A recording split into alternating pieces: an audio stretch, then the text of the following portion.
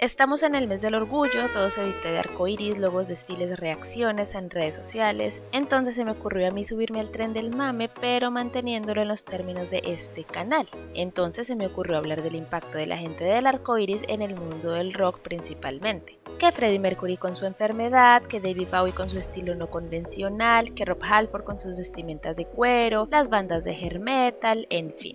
Pero yo ya me conozco a la gente en internet y algunos de ustedes son muy peliones en los comentarios, entonces ya me podía imaginar el tipo de agarrones que se iban a pegar y los comentarios todos dañados ahí que me iban a dejar, porque hay gente a la que parece que le sale salpullido ver el arco iris. Y no sé, al momento de sentarme a escribir me imaginé estar lidiando con eso. Sí pensé, ¡qué flojera! Así que voy a hablar de Jimi Hendrix. Bienvenidos una vez más a mi canal, recuerden que yo no tengo la verdad absoluta en lo que cuento por más esfuerzo que yo haga en mi investigación. Entonces échense una pasada por los comentarios, hay gente muy hermosa que me corrige y sabe mucho para que los lean. Y que prime el respeto, por favor, calmación. No siendo más, hoy vamos a hablar de Todos aman a Jimi Hendrix. Jimi Hendrix es una leyenda del rock cuya música y estilo de vida dejaron una marca imborrable en la historia. Conocido por su virtuosismo en la guitarra y su espíritu innovador, Hendrix no solo redefinió el sonido del rock, sino que también se convirtió en una figura profundamente controversial, y no solo por la edad que tenía al momento de fallecer y la forma en la que lo hizo. A pesar de perder la vida tan joven, porque sí, 27 años es muy joven y de solo pensar en mí cuando tenía esa edad me duele la rodilla, parece que él no tuvo un solo día en su vida que no fuera chocante y diera de qué hablar. Infancia horrible. Ya saben de qué va. Alguien que haga un estudio de cuál es el porcentaje de celebridades con infancias horribles para ver si es que es un factor determinante o qué. El caso es que Johnny Allen Hendrix, más adelante cambiado a James Marshall Hendrix, nació en plena Segunda Guerra Mundial. Al Hendrix, su padre, fue enviado al frente a tan solo 3 días de haberse casado con Lucille, madre de Jimmy, quien en ese momento estaba embarazada. En diciembre de 1941, Japón lanzó su bombardeo sorpresa contra Pearl Harbor, llevando así a Estados Unidos a la Segunda Guerra Mundial. Al, que ahora estaba jugando en un salón de billar, se dio cuenta de que pronto lo reclutarían, y como Lucille ya estaba embarazada, decidió que debían casarse lo antes posible. La boda tuvo lugar en marzo de 1942. 3 días después, Al se unió al ejército, que inmediatamente se lo llevó, y su joven esposa regresó a la escuela secundaria.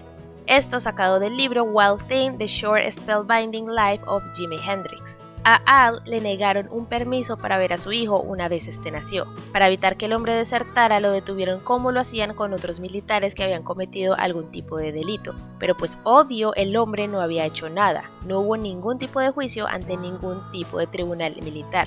Igual lo tuvieron detenido por 2 meses y solo podría salir de su servicio 3 años después.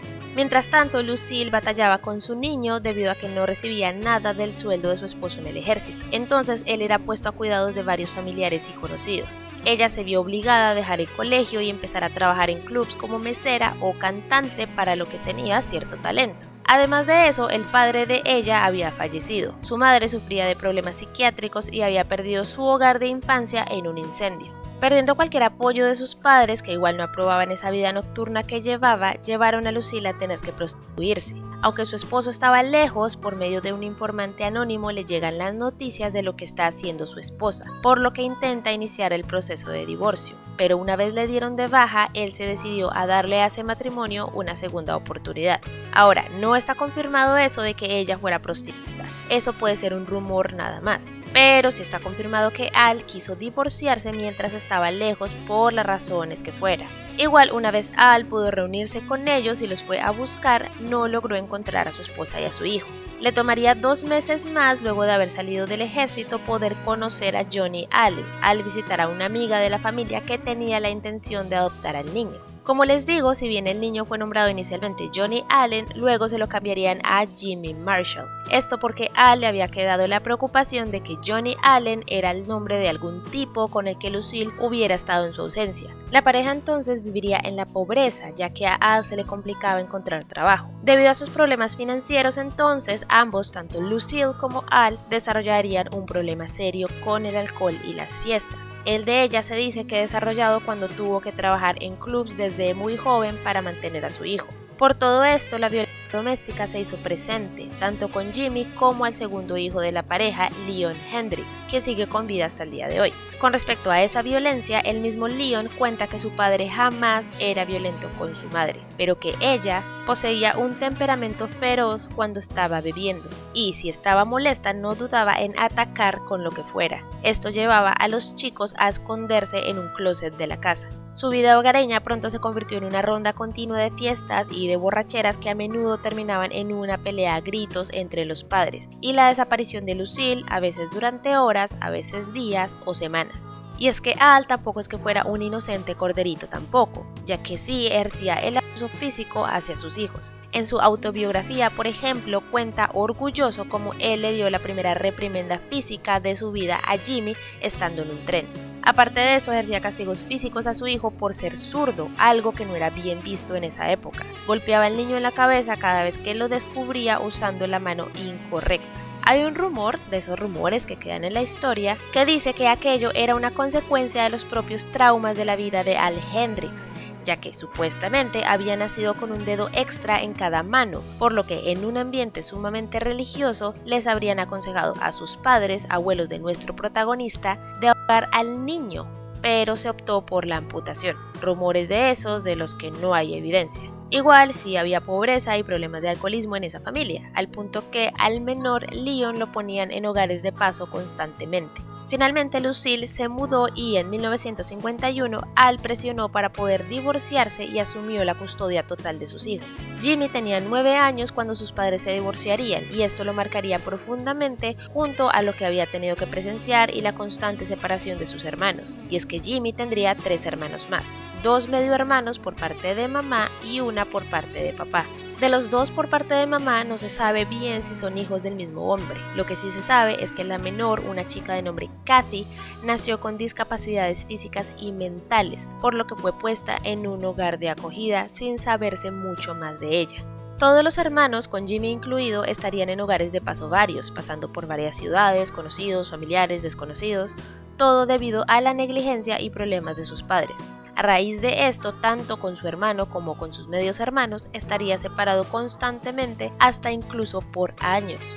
Ese niño de personalidad introvertida y distraída, probablemente como consecuencia de esa realidad familiar, no sería muy bueno para el estudio, pero sí encontraría refugio en la música.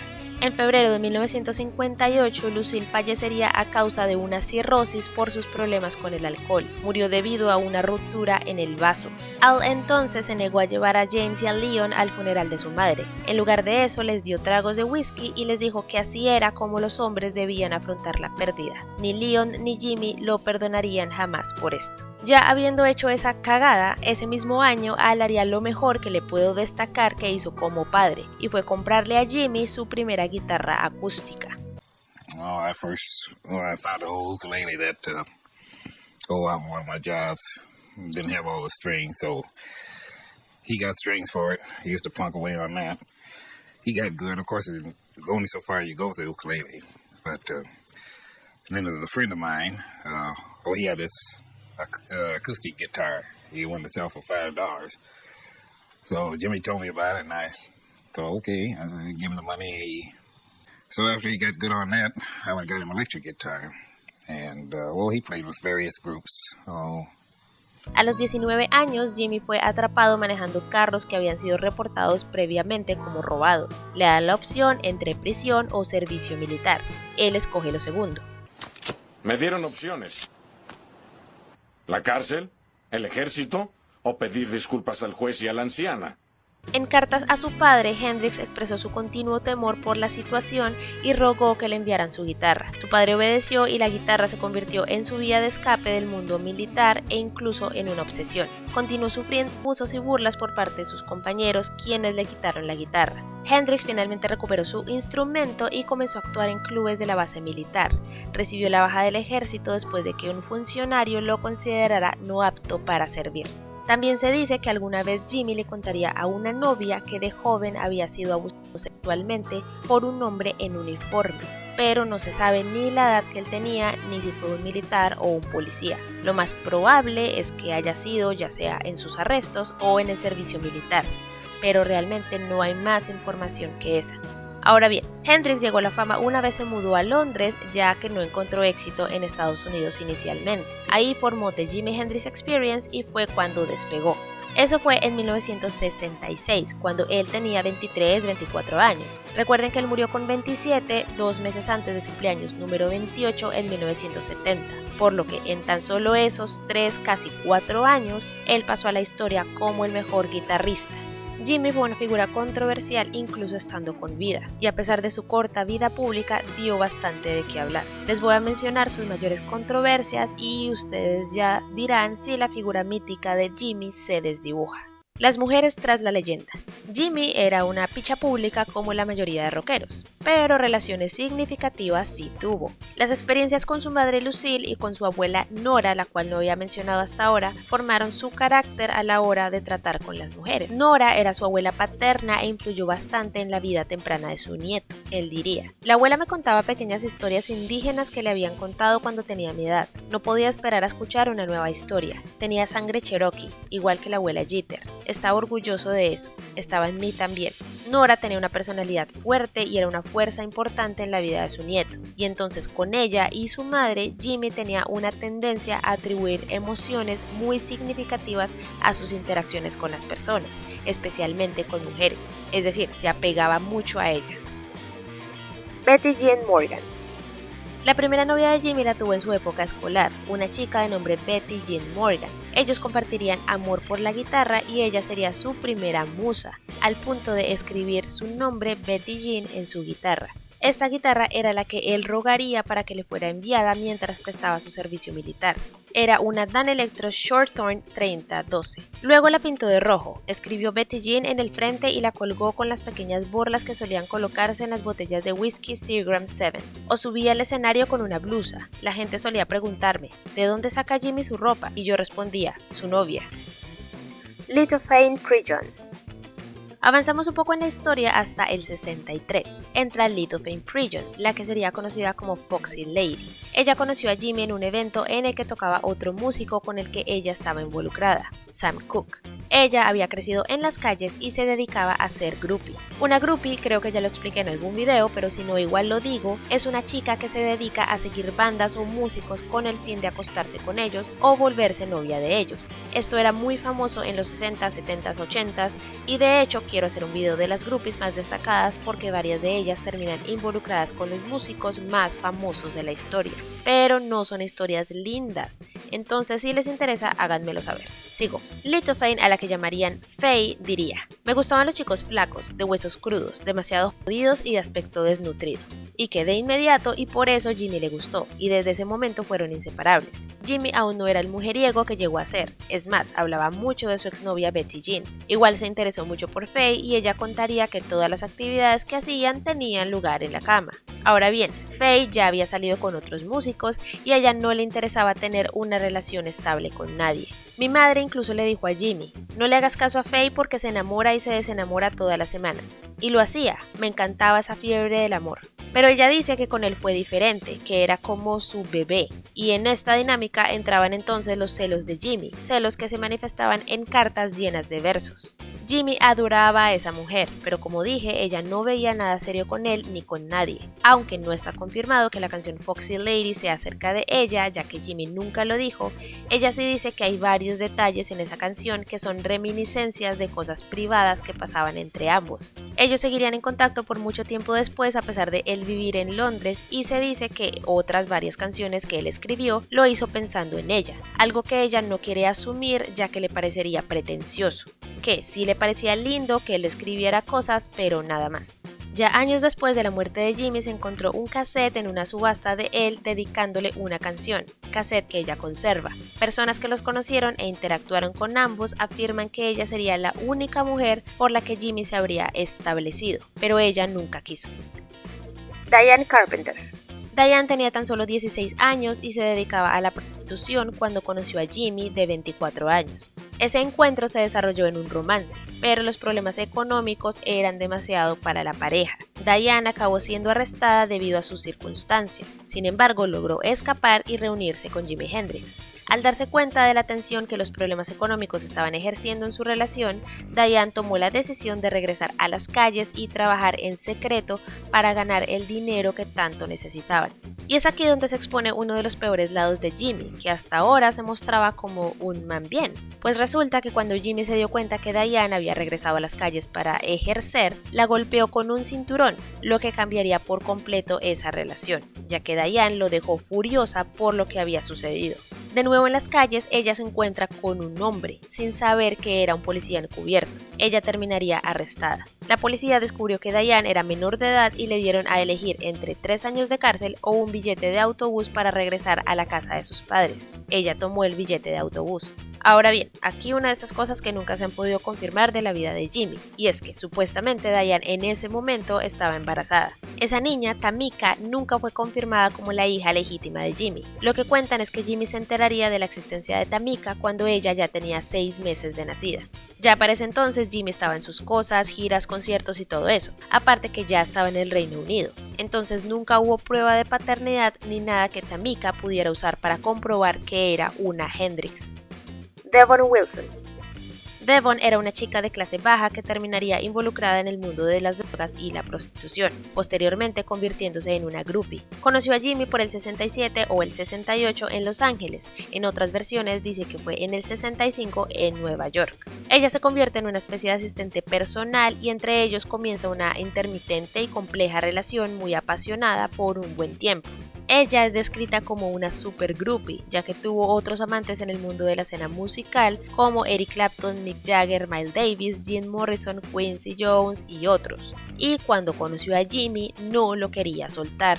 Jimmy, sin embargo, no quiso involucrarse emocionalmente, pero sí formó una relación inusualmente cercana con ella. Ella sería, según su baterista Mitch Mitchell, una de sus 2 únicas pasiones. Devon juega un papel protector con él, pero al mismo tiempo le proporciona drogas, heroína, cocaína, LSD, contactos con otras chicas, ya que se dice que ella era bisexual, y en fin, todo tipo de excesos. Ella inspiró a Hendrix a escribir la canción Dolly Dagger, cuyo título y letra hacen referencia a su romance paralelo con Mick Jagger, así como a Freedom y Stepping Stone. En Dolly Dagger, por ejemplo, está la línea, bebe su sangre de un borde irregular. Se cree que hace referencia a un momento en una fiesta donde vio a Devon sacando sangre de un corte en el dedo de Mick Jagger, mientras Hendrix miraba desde lejos, ya que en la canción se usa para irregular la palabra jagged.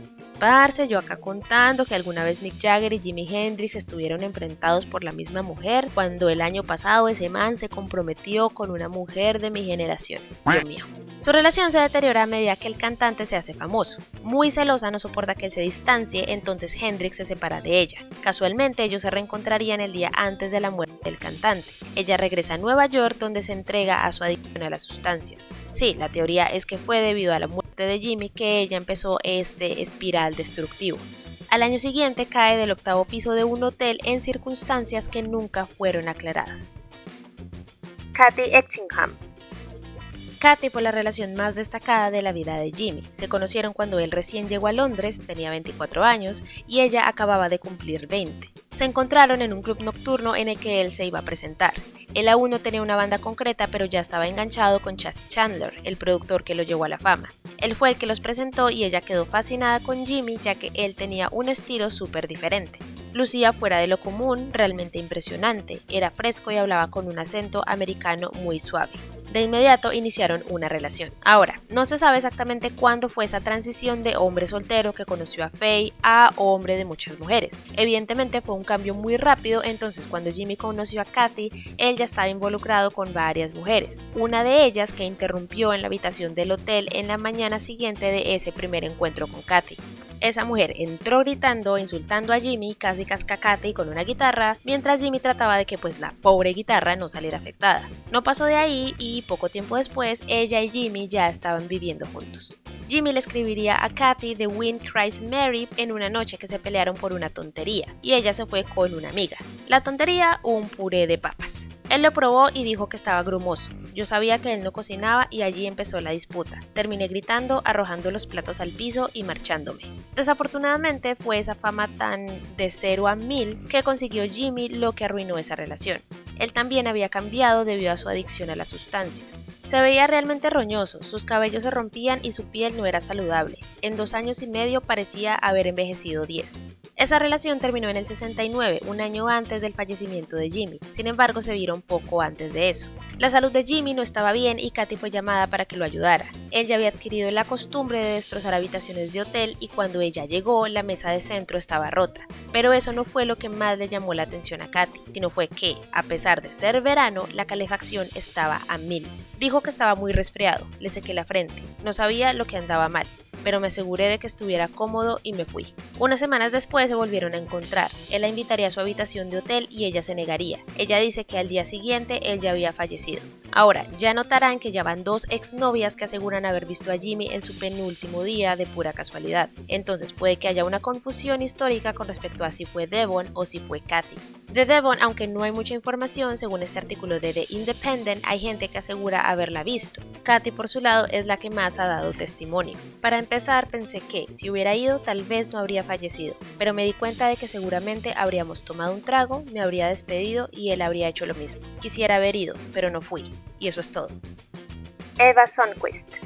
Eva y Jimmy se cruzaron por casualidad en un tranvía de Estocolmo en 1968, y aunque fue una relación intermitente por el estar en giras, el cuento es que al año siguiente nace James Daniel Sundquist, el 5 de octubre, precisamente 9 meses después de su conexión inicial con Jimi Hendrix en Suecia.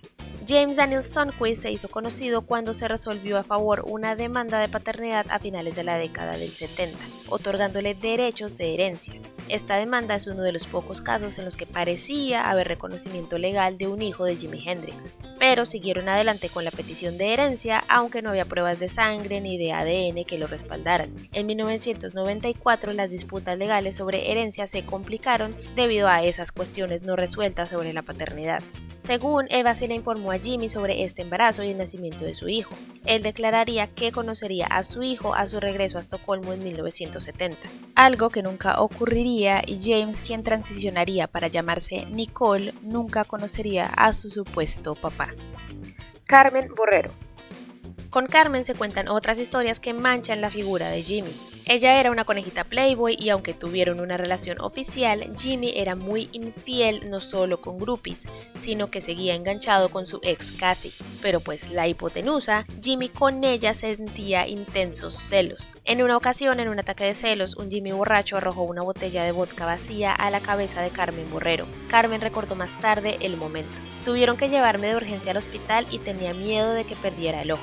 Además de eso, Carmen también chocaría con Devon en la Navidad del 69. Él le regaló a Carmen joyas incluyendo un anillo, pero nunca hablaron de matrimonio, ya que ella aseguraba que ese sería un matrimonio de 3. Dicen que hubo otro incidente de otro lanzamiento de botella en la que ella terminaría otra vez en el hospital, pero en la mayoría de las fuentes solo hubo uno, igual que cagada. Monika Dannemann. Mónica fue la última pareja de Jimmy. Ella, de origen alemán, se dedicaba al arte y al patinaje artístico. Cuando se conocieron, él ya era famoso y fue un encuentro de pura casualidad en el aeropuerto de Düsseldorf. No iniciaron una relación de inmediato, fue una relación muy intermitente entre los años 60 y 70, en lo que Jimmy estaba involucrado con otras personas como la modelo Uschi Obermeier y Kristen Neffer.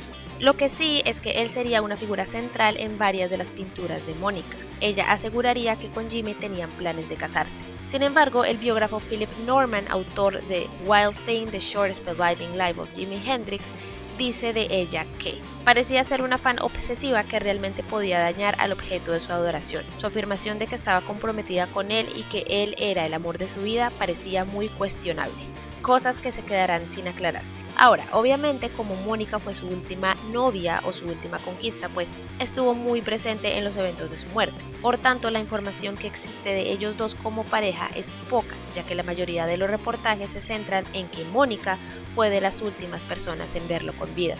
¿Estas son todas las novias conocidas de Jimmy? No, estuvo esta Kristen Neffer, Colin Milgram y Linda Kidd, quien también fue novia de Keith Richards y le presentó a Jimmy al manager ese que le cambió la vida.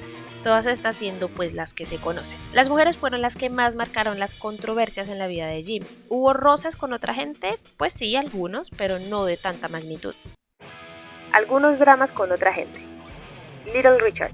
Una vez salió del ejército, Hendrix pasó algún tiempo trabajando como músico de acompañamiento para algunas de las estrellas más importantes de la época. A principios de los años 60 se mudó a Harlem y se unió a The Upsetters, el grupo de acompañamiento del cantante Little Richard. Aunque estuvo marginado de la banda, la extravagancia natural de Jimmy no pudo evitar brillar. Es decir, Little Richard tenía un estilo extravagante y flamboyante y llegaba este Jimmy a hacerle la competencia. Aparte que Little Richard era muy estricto con la vestimenta y el estilo que quería para su grupo, y pues Jimmy se vestía y hacía lo que le daba en gana. Richard y Hendrix chocaban con frecuencia, no solo por sus travesuras en el escenario, sino también porque, según el hermano de Richard, Robert Penniman, Hendrix siempre llegaba tarde al autobús y coqueteaba con todas las chicas y cosas así. Aparte, como artista, tanto musicalmente como con la paga que le estaban dando, Jimmy no se sentía satisfecho. Finalmente, en el 65, Hendrix fue despedido de la banda a pedido de Little Richard. Sin embargo, ese despido fue una ganancia para Jimmy. En el 66, Hendrix había sido descubierto y contratado por el productor Chas Chandler. La experiencia Jimi Hendrix nació solo unas semanas después. He did it so good. He gave it all to you. And that's what you want. You want it all or none. But Jimmy had this perseverance to go on. He didn't mind looking freaky. Like I don't mind it. Because I was doing it before he was. Noel Redding. Noel fue el bajista original de The Jimi Hendrix Experience. Aunque comenzaron bien, las tensiones aumentaron con el tiempo. Redding se sintió cada vez más frustrado con Jimmy por su comportamiento impredecible y su control sobre la dirección musical de la banda. Solo tomó un año desde la formación de la banda a la fama internacional de Hendrix, y que él y Noel ya casi ni siquiera se hablaban a ese punto. 2 años después, Noel dejaría la banda. Las sesiones de grabación fueron un caos y en el escenario se estaba volviendo ridículo. El público quería que tocáramos los viejos estándares de Hendrix, pero Jimmy quería hacer su nuevo material. La gota que colmó el vaso llegó en el Festival Pop de Denver, cuando Jimmy le dijo a un periodista que iba a ampliar la banda. Esa noche fui a ver a Jimmy, me despedí y cogí el siguiente avión de regreso a Londres. Jimmy me llamó y me pidió que volviera, pero le dije que no me importaba. Ahora, y esto tiene que ver con el título del video. A pesar de esas diferencias, Noel no terminó con una mala relación con Jimmy, a pesar de que incluso él no tuvo acceso a los residuales o regalías de la banda por su música. En realidad no quiero que pienses que había una mala relación entre Jimmy y yo, todavía éramos buenos amigos, es solo que ya no podíamos trabajar juntos. Los Monkees. ¡Guácala! ¿Te gustan los Monkees? Los Monkees eran grandes admiradores de Hendrix, por lo que le pidieron que fuera de gira con ellos como telonero. Sin embargo, el sentimiento no era mutuo, y a pesar de aceptar ser parte de la gira con la esperanza de triunfar en su país natal, Estados Unidos, Jimmy, sin embargo, siempre tuvo un sentimiento especial de irritación hacia el grupo.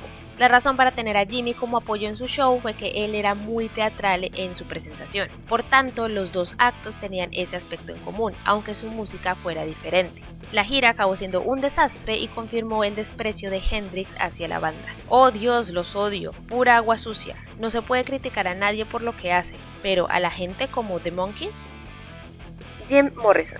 A pesar de ser voces masivas en la contracultura, Jimmy y Jim Morrison nunca se llevaron bien, y las 2 veces que se conocieron personificaron perfectamente eso. La primera vez fue en una noche de improvisación en This Scene, donde Jimmy y Jim subieron al escenario para tocar juntos. Morrison no estaba en forma, ya que mientras estaba drogado y hasta el culo, se desplomó de rodillas y comenzó a simular que le practicaba sexo oral a Hendrix mientras gritaba: "Quiero chupártela a ver". La improvisación terminó con Janis Joplin, que también estaba improvisando esa noche, rompiendo una botella en la cabeza de Jim Morrison y provocando una pelea. La conexión entre las 3 personalidades que nombré en esa anécdota es para escalofríos. Al parecer, Hendrix nunca olvidó esa noche, ya que él y Morrison nunca volvieron a compartir escenario. Si Jimmy se ponía a criticar el uso de sustancias de Morrison, obvio quedaba él como el hipócrita. La diferencia radica es que él procuraba dejar eso fuera del escenario. Hendrix consideraba a su audiencia como parte del proceso de su poesía y sentía que Morrison le estaba faltando el respeto a ese vínculo cuando subía al escenario tan profundamente ebrio. ¿Y ya eso es como todo? Bueno, no, pero vean, yo pensaba dejar esta conclusión para el final, obviamente, pero me parece un buen momento para incluirla aquí. Y es que ese argumento de "es que me tienen envidia" cuando se critica a alguien me parece el argumento más culo y más pedorro que existe. Pero de las únicas personas en esta vida que voy a aceptar ese argumento es de Jimi Hendrix, porque los hechos lo respaldan, y es que la mayoría de críticas o choques que tuvo con otras figuras públicas era precisamente por ese inmenso talento que él tenía, y eran más rivalidades que otra cosa. Estas personas incluyen Buddy Miles. Buddy tocó la batería en la banda de Hendrix, Band of Gypsys. Hubo desacuerdos musicales y profesionales que llevaron a la disolución de ese grupo. Jeff Beck, el mítico guitarrista, admitió los celos que sentía por las habilidades de Jimmy. Él era competencia. Pete Townshend. Pete, guitarrista de los Who, él era al igual que Jimmy súper histriónico y dramático en el escenario. Sí, él sigue vivo, pero pues ya no se pone en esas. La rivalidad se hizo evidente en el Monterrey Pop Festival de 1967, donde hubo un desacuerdo sobre quién debería actuar primero. Townshend y Hendrix finalmente decidieron con un lanzamiento de moneda, y The Who actuó antes que Hendrix. Paul McCartney. Aunque no se puede decir que tuvieron un conflicto directo, sí había cierta tensión debido a la influencia de Hendrix en la música de la época y su ascenso tan rápido al estrellato, lo que generó comparaciones y competencia dentro de la escena musical. Jimmy, por su lado, criticaría a músicos como Led Zeppelin. En una entrevista en 1970, Jimmy dijo: "No pienso mucho de Led Zeppelin, quiero decir, no pienso mucho en ellos". Carmine Appice de Vanilla Fudge dijo: "Jimi Hendrix personalmente me dijo que no le gustaban los Zeppelin porque eran como un equipaje excesivo y le robaban a todo el mundo". Zeppelin siempre ha tenido esa muy mala fama y chocaba con la política y alta estima que Jimmy tenía por la originalidad. Pink Floyd. Si bien no se refirió directamente a ellos por nombre, sí se refirió a las bandas de rock psicodélico y acid rock que empezaban a surgir. Lo único que hacen es encender luces sobre ellos y tocar Johnny B. Good con los acordes equivocados. Es terrible. He oído que tienen luces hermosas, pero no suenan como nada. Las bandas Motown. Esta fue una crítica más a la productora Motown Sound. Para mí el sonido de Motown es muy artificial y muy comercial, y muy electrónico. No es el sonido real de los artistas negros, es tan comercial y tan organizado que no siento nada de él. Ya para pasar a lo que acabó con Jimmy, ¿él tuvo otras controversias? Sí, pero fueron productos de su tiempo. Era un artista negro en cierto contexto, entonces aunque estuviera codo a codo con Jim Morrison, Mick Jagger, Keith Richards y así, ustedes saben que a una persona de su raza el público lo juzgaba de forma diferente, tanto el público blanco como el afro. Otra controversia que tuvo fue su versión de Star Spangled Banner, himno de Estados Unidos, en el Festival de Woodstock en el año 1969. Hubo controversia por la versión cambiada del himno que tocó y aparte del movimiento contracultural que se estaba dando en esos momentos. Todo eso dio de qué hablar porque los gringos son muy delicados con ese tipo de cosas. Una mala o irrespetuosa interpretación de su himno puede ser un determinante en tu carrera, si no, pregúntele a Fergie. Y no, la versión de Jimmy no fue mala, todo lo contrario, fue mítica, legendaria, memorable, todo, pero fue diferente en un contexto histórico complejo, entonces levantó controversia.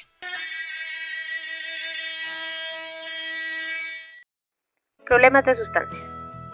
Según el libro Becoming Jimi Hendrix From Southern Crossroads to Psychedelic London, qué nombre tan largo, Jimmy metía de todo. Le gustaba meter LSD cuando estaba en el escenario y de manera recurrente. Digamos, en el Monterrey Pop Festival, él ya era un adicto muy famoso en la cultura hippie. También consumía marihuana, hachís, anfetaminas y cocaína con regularidad. Ahora bien, las personas que estuvieron ahí para presenciarlo cuentan y confirman cómo las drogas no afectaron a Jimmy tanto como el alcohol. Eso convirtió al introvertido, pacífico y amoroso Jimi Hendrix en un terror de caos y destrucción. Se ponía muy violento. Simplemente no podía beber alcohol, porque cuando Jimi Hendrix bebía destrozaba las habitaciones de hotel, como había hecho en Suecia en 1968. El año siguiente la cosa se fue para peor. Jimmy recibió acusaciones que afirmaban que había agredido físicamente a varias personas. Bajo la influencia de sustancias, tanto alcohol como drogas, golpeó a su amigo Paul Caruso. Fue también por esos incidentes que golpeó a Carmen lanzando botellas a lo Amber Heard, a lo que ella necesitó suturas. Además, Jimmy recibió cargos por posesión mientras pasaba por el aeropuerto internacional de Toronto. Un amigo, Herbie Worthington, afirmó que después de beber, Jimi Hendrix simplemente se convertía en un maldito. Esto también llevaría a Jimmy a empezar a meterse en otro tipo de problemas, como con la mafia. Esto debido a que su manager, que ya no era Chandler, ya era Mike Jeffrey, era él el que tenía contacto con esa gente. Ese tipo, Mike, tenía la cola larga en términos de negocios, pero pues no son los temas que yo trato en estos videos, pero sí era un tipo problemático y mañoso. Por ejemplo, él fue la manzana de la discordia entre Jimmy y el baterista Buddy Miles. También se dice que Jimmy estaba ya harto de ese señor y tenía planes de cortar lazos con él, pero pues le dio la murición, ¿no? Entonces ni modo. El caso es que antes de eso, por malas decisiones, Mike había adquirido una deuda enorme no solo con el fisco, sino con la mafia. Le había dado mal manejo al dinero de Jimmy, por lo que dejó de ser su manager, pero aún tenía control de algunos de sus negocios. Todo esto converge en una ocasión en la que Hendrix fue secuestrado. El que cuenta el cuento, curiosamente, es John Roberts, un narco. En su libro American Desperado, él cuenta que no era realmente amigo de Jimmy, pero sí había pasado algunos momentos con él. Él narra cómo Jimmy ya estaba muy metido en las sustancias y que la gente que lo rodeaba eran un montón de parásitos, por lo que se veían cuando Jimmy, acompañado por su gente más cercana, necesitaba escapar de todo eso. John Roberts cuenta que a él lo acusaron del secuestro, pero que esto no es cierto y que hay otros mitos más, como que amarraron a Jimmy a una silla y lo obligaron a inyectarse heroína. Él dice que Jimmy ya metía eso sin que nadie lo obligara. El caso es que llegaron un par de mafiosos de Baja Calaña que vieron a Jimmy en el club del cual el círculo de John era dueño. Vieron al músico como presa fácil para sacarle plata o cobrarle deudas que Mike había adquirido. Estos tipos eran idiotas, le prometieron a Jimmy algo de droga y lo llevaron a una casa en las afueras de la ciudad. No sé si querían dinero o una parte de su contrato discográfico, pero llamaron al manager de Jimmy exigiendo algo. Lo siguiente que supe fue que el director del club me llamó y me dijo que unos italianos se habían llevado a Jimmy de nuestro club. A Andy y a mí nos llevó 2 o 3 llamadas telefónicas obtener los nombres de los niños que retenían a Jimmy. Nos acercamos a estos niños y les dejamos claro: dejas ir a Jimmy o estás muerto, no le hagas daño ni a un pelo de su afro. Dejaron ir a Jimmy. Todo esto duró quizá 2 días. Jimmy estaba tan drogado que probablemente ni siquiera sabía que alguna vez lo habían secuestrado. Andy y yo esperamos aproximadamente una semana y fuimos tras esos niños. Les dimos una paliza que nunca olvidarían. La versión por la que esta quedó como la versión oficial es que John Roberts no era cualquier mafioso de poca monta. Su padre había sido miembro de la Cosa Nostra y pues él también tenía su círculo. Lo irónico acá es que él mismo dice que, como Jimmy era quien era, el FBI empezó a indagar cosas, lo que lo obligaron a huir arruinando varios negocios y contactos que tenía, y eso afectó su carrera como mafioso. Ya siguiendo con los problemas de Jimmy, él estaba tan mal que hacía afirmaciones preocupantes. Una vez en Dinamarca, en un show, afirmó que hace mucho que estoy muerto. Las cosas finalmente llegaron a un punto crítico en un festival en Alemania, cuando Jimmy se negó a actuar por miedo a ser electrocutado en el escenario mojado. Cuando finalmente apareció en el escenario, ebrio, fue entre un coro de abucheos y burlas de la multitud. Cuando huyó del evento, los Hells Angels, que proporcionaban la seguridad, habían prendido fuego al escenario disparándole a un roadie. Le dieron en una pierna y además atacaron a su manager de la gira. Este espectáculo sería el último. Final. En una ida a Marruecos en 1969, Jimmy visitaría a una tarotista. Cuando la carta de la muerte apareció, Hendrix tomó la predicción literalmente, diciéndole a un amigo: voy a morir antes de cumplir los 30. Durante su último año contó los meses que le quedaban y 2 días antes de su muerte se encontró con una amiga periodista llamada Sharon Lawrence en un club de jazz. Ya casi me voy, le diría. Como les cuento, su última gira por Europa estaba siendo todo un desastre. Jimmy ya no coordinaba y los acordes de su guitarra no le salían. Luego del desastre en Alemania, sus otros shows fueron cancelados. Ya para ese punto, él estaba exhausto y asimismo había agotado a su círculo de apoyo, por lo que pocas personas quedaban a su alrededor. La noche del 17 de septiembre de 1970, Jimi Hendrix pasó la noche de fiesta con un grupo de amigos antes de regresar al apartamento con su novia, Monica Dannemann. Los dos pasaron el resto de la noche juntos bebiendo vino tinto. La pareja estaba en ese momento como en etapa de luna de miel y la estaban pasando muy bien. O eso es lo que se cree, porque hay testigos que aseguran que Mónica estaba como muy peleona por esos días por las relaciones de Jimmy con otras mujeres. Ya lo que pasó entre el 17 y el 18 es una unión de varias piezas, ya que nadie tiene la historia completa. Según Mónica, ella y Jimmy se quedaron despiertos hablando. Para unos eso significa que se quedaron discutiendo hasta alrededor de las 7:15 de la mañana. Él había tomado una pastilla de anfetamina llamada Bombardero Marrón en la fiesta en la que había estado antes, y como a menudo había tenido problemas para dormir durante los meses anteriores, a veces durante días, le preguntó a Mónica si tenía algún sedante que pudiera tomar. Ella le ofreció una fuerte pastilla para dormir alemana llamada Vesparax. Cada tableta era una dosis doble. Como les mencioné, ella había sido patinadora y esas pastillas le ayudaban con el dolor de alguna lesión que había sufrido. Se desconoce cuántas tabletas tomó Hendrix. Cuentan que ella tenía en su poder hasta 9 pastillas, es decir, casi 20 veces la dosis recomendada. Según un amigo, el cantante folk Buzzy Lionheart, el día antes de su muerte, Hendrix se había quejado de estar despierto durante días y un médico de Nueva York le había aconsejado que tomara 3 dosis de su pastilla para dormir habitual, considerando su alta tolerancia a dichas cosas. 3 o 4 dosis dobles de Vexparax ya habrían sido un peligro en ese estado físico tan debilitado que tenía Jimmy. Y como les digo, Mónica, que era la que sabía cuántas pastillas tenía, dice que pudieron haber sido hasta 9. A la mañana siguiente, Mónica lo encontró inconsciente y cubierto de su propio vómito. Eso sí, la versión de ella ha cambiado mucho con los años. Algunas veces dice que se despertó alrededor de las 9 a.m., en otros a las 10:20 o más cerca de las 11 a.m. La versión más aceptada es que despertó, él seguía dormido por lo que fue a comprar cigarrillos y a su regreso notó vómito alrededor de su boca y no pudo despertarlo. Con la esperanza de encontrar el número de su médico, llamó a su amiga Albenia Bridges, que había pasado la noche en un hotel cercano. Bridges afirmaría que Mónica estaba histérica y diría que Jimmy estaba inconsciente y vomitaba. Ella le aconsejó que le diera la vuelta para evitar que se asfixiara, pero que Mónica no lo hizo. Eric Burdon, músico y amigo de Jimmy, había pasado la noche con Albenia, la amiga de Mónica. También tendría versiones diferentes con el tiempo, pero sí afirmaría que Mónica había salido a fumar cigarrillos después de llamar a Bridges y que hubo que convencerla en una segunda llamada para que llamara a una ambulancia, porque estaba preocupada por la cantidad de drogas que había en la habitación y temía que Hendrix se enojara al despertar sintiéndose bien, pero esposado a una cama de hospital. Finalmente se llamó a una ambulancia a las 11:18 horas, que llegó al departamento a las 11:27, más de 2 horas después de esa versión de Mónica en la que se había levantado a las 9 de la mañana. Entonces no se sabe bien qué pasó en medio de todo eso. Eric cuenta que él se fue para allá en una versión que antes de que la ambulancia llegara y en otras cuando ya estaban los paramédicos ahí. Cuando llegué allí creo que vi a Jimmy en la cama. No quería, ya sabes, mirarlo. No quería mirar el desastre. Teníamos que estar allí antes. Sacamos las guitarras, sacamos las drogas del lugar. Hubo otros avistamientos de otras personas en el lugar y lo que mucha gente concluye es que los amigos de Jimmy estaban más preocupados por limpiar el lugar, sacar toda la droga posible, alterando obviamente la escena, que en realmente ayudarlo. Es decir, él estaba ahí tirado aún pudiendo recibir ayuda, pudiendo haber sido resucitado y nadie llamaba a la ambulancia. Todos entraron en pánico, pero nadie hizo nada útil. Incluso hubo discrepancias en los informes de los equipos médicos que trataron a Hendrix.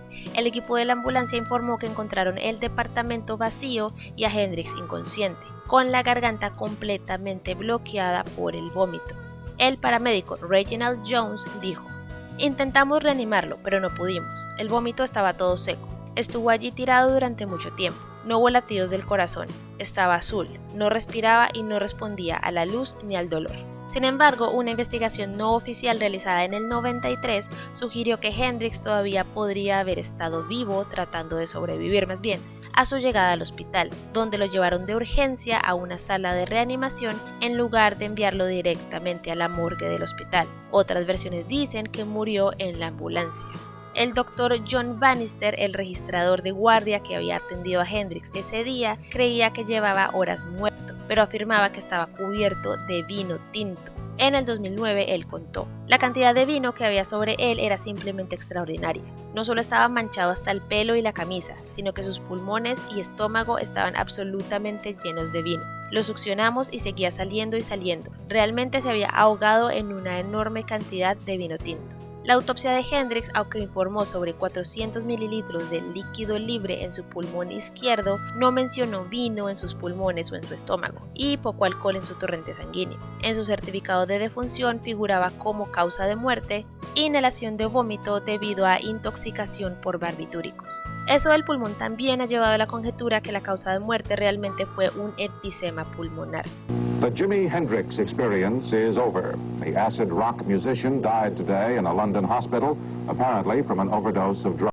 Obviamente hay varias conspiraciones y teorías alrededor de lo que pasó, nada hasta el momento confirmado. Según su hermano Leon, Jimmy estaba en una lista del gobierno y dice que representaba para ellos un peligro tan grande como lo fue Bin Laden en su momento. Estados Unidos estaba pasando por un momento de mucha paranoia, estaba el movimiento hippie, las panteras negras, lo que había pasado con el presidente Kennedy, en fin. La teoría de Mónica es que fue la mafia, ella aseguraba que lo habían envenenado. Otra más apunta a Mike Jeffrey, el manager ese mañoso que tenía. Él murió en un accidente aéreo 3 años después, y según un antiguo roadie, James Tappy Wright, Mike antes de su muerte le había confesado que había matado al artista por un encargo. Mike tenía una deuda de hasta $45,000 con la mafia y como les mencioné se dice que Jimmy quería cortar lazos con él, pues Mike hizo eso para cobrar el seguro de vida.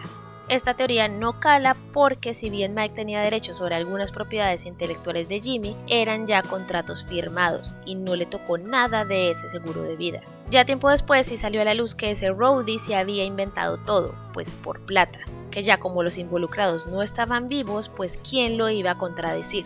Qué asco de persona. Obviamente otra sospechosa es la misma Mónica, sobre todo por aquello de lo del vino. La explicación más probable disponible para la presencia del vino tinto provino de Sharon Lawrence, quien escribió en su libro del 2005, Jimi Hendrix, The Man, The Magic, The Truth, que en una llamada telefónica en 1996 le preguntó directamente a Mónica si había echado vino por la garganta de Hendrix, y que la respuesta de ella fue: todo estaba desordenado, él estaba sucio, pensé que ayudaría. La autora Sharon estaba convencida de que la muerte de Hendrix fue un suicidio. El biógrafo que ya nombré, Philip Norman, simplemente dice que es un caso de mucha gente asustada, confundida y que tomaron malas decisiones, y asimismo no se pueden justificar y hallar una línea coherente. Es algo que sencillamente fue un accidente y nadie supo cómo ayudar. Teoría que yo apoyo, la verdad. Jimi Hendrix tuvo una ceremonia privada en Seattle y posteriormente fue enterrado en Washington en el mismo cementerio que su madre Lucille. El heredero directo de su fortuna fue su padre Al Hendrix. Y pues ya, estoy exagerando un poco con estos videos tan largos, pero no me gusta dejar tanta cosa por fuera. Sí, está solo la punta del iceberg de todo lo que fue Jimi Hendrix, pero pues ustedes me entienden. No puedo decir más de él, estoy segura de que para muchos esas manchas de violencia y abuso de sustancias no eclipsarán nunca lo que Hendrix representa. Para otros se les caerá un ídolo al saber esas cosas. Para mí realmente es un poco de ambos. Al fin y al cabo el tipo era un humano, una persona llena de defectos y problemas. Y al ser quien era, usualmente esas cosas se multiplican por 1000. Acá está todo el cliché: infancia horrible, sustancias y excesos. Por la época no podemos hablar de salud mental, entonces tampoco podemos establecer qué pasaba por ahí. Me sostengo con el nombre del video. Si hay una persona más radical que me diga que esos incidentes con sus novias son más que suficientes para una condena social, pues allá esas personas. Yo ni defiendo esas conductas ni nada, pero estamos hablando de un contexto tan específico que la sorpresa sería si una persona como él tuviera una carrera inmoral intachable. Jimmy, con esa carrera y vida tan corta, se ganó su lugar en el panteón de los dioses y es un lugar del que ni me corresponde ni lo pienso bajar. Hasta aquí el video del día de hoy. Si me faltó algún dato, si me equivoqué en algo, házmelo saber en comentarios. Yo aprecio mucho eso, ya que es mucha la información que hay disponible y pues estoy más que propensa a cometer errores. Amo que me corrijan y me aporten cosas. Igual, nuevamente, con respeto y calmación. Amor hippie en los comentarios. Porfa. No sé si haga ese video del orgullo, igual si lo quieren ver me avisan y lo agrego a la lista con las otras cositas que me han recomendado. Estoy abierta a todas sus recomendaciones, en este caso gracias a mi señora mami por darme la idea para este video, la amo mucho, después la llamo. Si notan mi voz un poco más apagada en este video es porque actualmente son las 3 de la mañana y no quiero hacer mucho ruido. No siendo más, si llegaste hasta acá, muchísimas gracias, dale like a este video si te gustó, suscripción, campana y todo eso que ya se saben. Toma agua, aplícate protector solar, si bebes acuéstate de ladito, si no te veo más en este mundo te veré en el próximo, no llegues tarde y nos vemos a la próxima.